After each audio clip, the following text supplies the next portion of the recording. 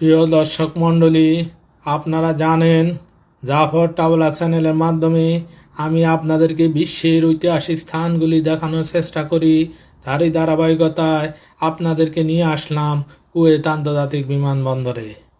মধ্যপ্রাচ্যের তেল সমৃদ্ধ দেশ কুয়েতের ঐতিহ্যবাহী বিমানবন্দরটি 1927 সালে ব্রিটিশ বিমানগুলির জ্বালানি সংগ্রহের স্টপওভার হিসাবে যাত্রা শুরু করে। পরবর্তীতে 1955 সালে বাণিজ্যিকভাবে যাত্রা শুরু করে। 1990 সালে ইরাকের আক্রমণে বিমানবন্দরটি ব্যাপকভাবে ক্ষতিগ্রস্ত হয়।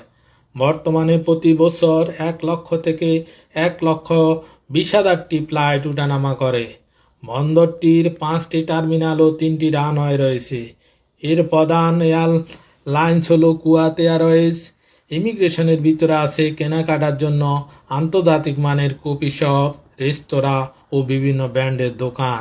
আরও আছে প্রচুর duty free shop, perfume, jewellery, electronics ও লাক্সারি বুটিক্সের দোকান। ধন্যবাদ।